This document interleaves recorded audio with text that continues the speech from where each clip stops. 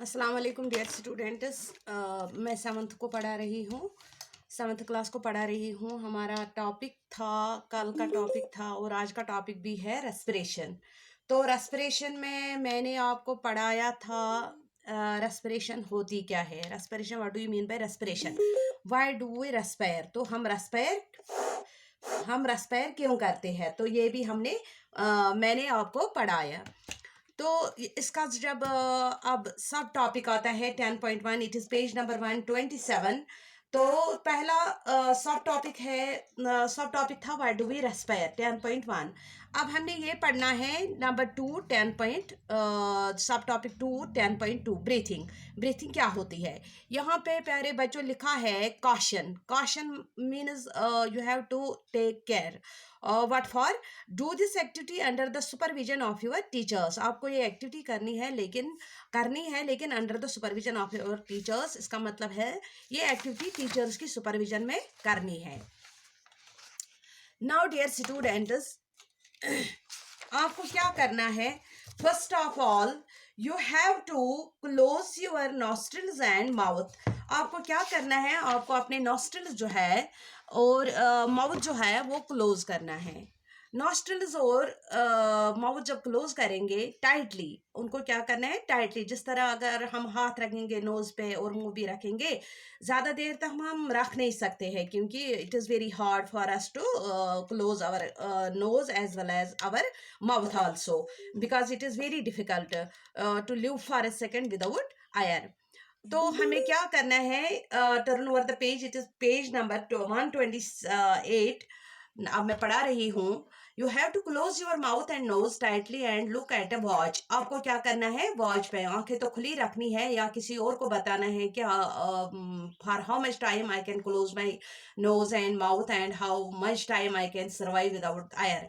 तो आपको क्या करना है, वॉच पे आपको पहले ही टाइम नोट करना है। But did you feel after some time, तो थोड़ी देर बाद आपको क्या महसूस हुआ। मुझे लग रहा है अगर मैं भी नोस्ट्रिल्स और माउथ क्लोज करूंगी थोड़ी टाइम के लिए तो इंसान फटने को आता है कि नहीं, इंसान को दम हो जाता है। तो what did you feel after some time? How long were you able to keep both of them closed? तो कितनी देर तक आप अपना माउथ और अपनी जो नॉस्ट्रल्स है, नोज है, क्लोज कर सकते हो। Note down the time period for which you could hold your breath. तो ये टाइम नोट करना है कि कब तक आप अपना सांस रुका सकते हो। सो now you know what that you cannot survive for long without breathing। अब आपने ये फिर भी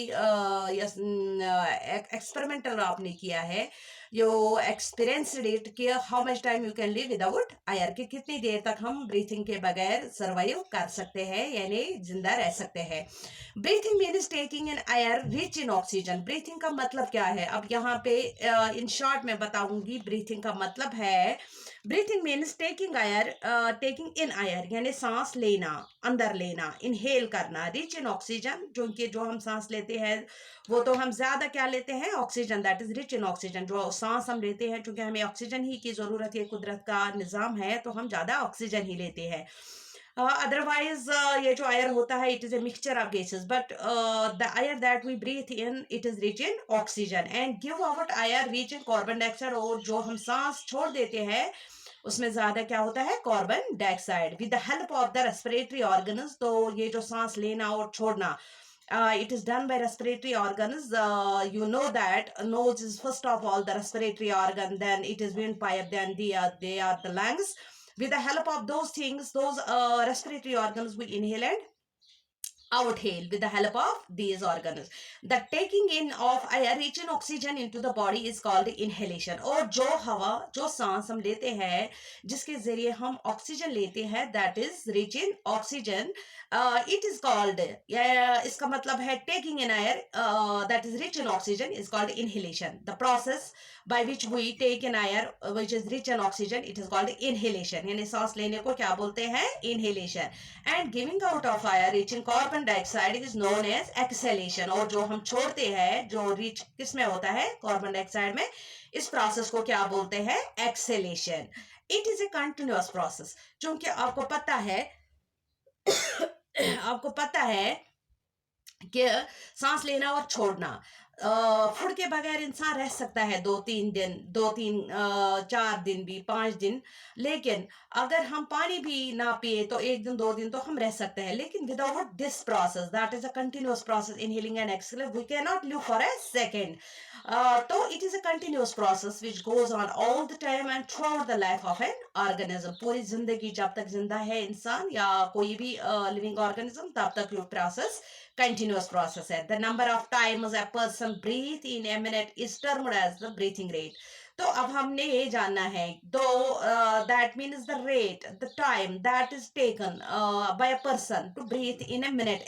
एक मिनट में जितना, मतलब कितना सांस लेता है इंसान, अगर हम इसको काउंट करेंगे, इसको हम ब्रीथिंग रेट बोलते हैं कि ब्रीथिंग रेट किस इंसान की कितनी है।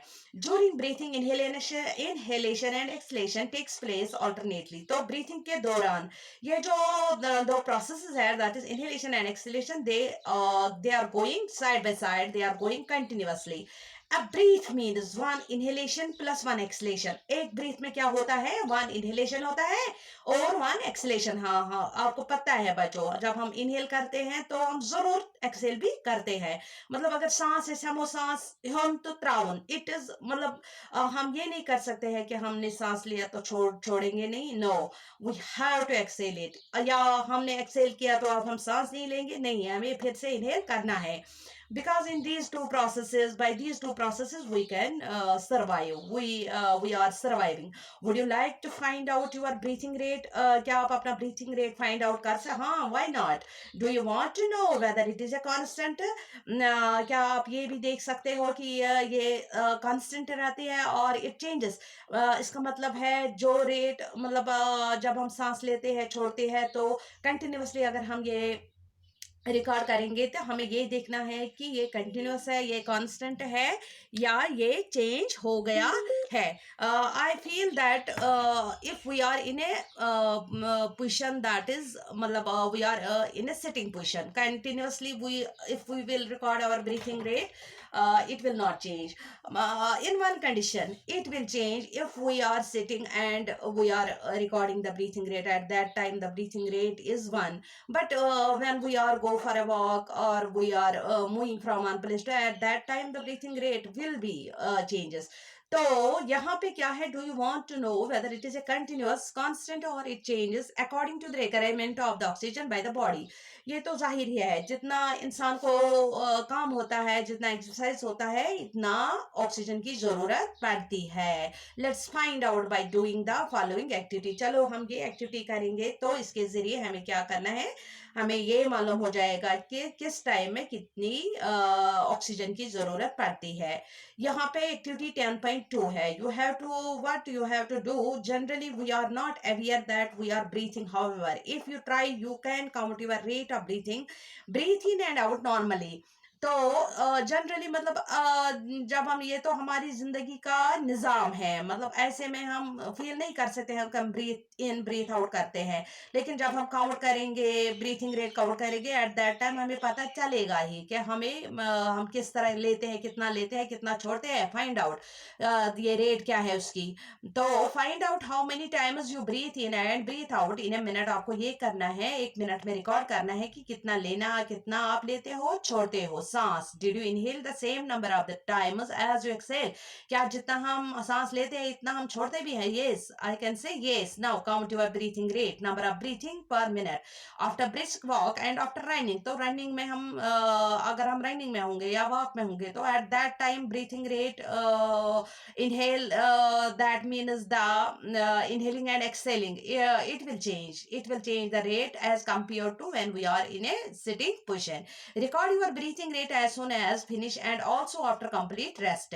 Tabulate your findings and compare your breathing rate under different conditions with those of your classmates. यहाँ पे ये टेबल दिया हुआ है तो आपको इसी टेबल में क्या करना है, रिकॉर्ड करना है। From the above activity you must have realized that whenever a person needs extra energy he or she breathes faster। तो जब हमें ज्यादा एनर्जी की जरूरत पड़ती है जब हम किसी ज़्यादा हार्ड काम में होते हैं या हम रन करते हैं, उस टाइम हमें ऑक्सीजन की ज़्यादा ज़रूरत पड़ती है. As a result more oxygen is supply to our cells. It speeds of the break down of food and more energy is release. इससे क्या होता है, ब्रेक डाउन जल्दी जल्दी होता है, रिलीज एनर्जी जल्दी होती है, तो हमें एनर्जी की ज़्यादा ज़रूरत पड़ती है. That means we need much oxygen. Does it explain why we feel hungry after a physical activity. इससे ये भी पता चला है कि हमें भूख क्यों लगती है जब हम फिजिकल एक्टिविटी ज़्यादा करते हैं. When you feel drowsy, does your breathing rate slow down. जब यू ड्रोसी फील करते हैं, ड्रोसी यू मीन्स जब आपको प्यास लगती है, तो does your breathing rate slow down, उस टाइम स्लो डाउन होती है. Does your body receive sufficient oxygen, तो उस टाइम आपकी बॉडी को ऑक्सीजन की ज्यादा जरूरत पड़ती है. It is enough for today. खुदा हाफिज.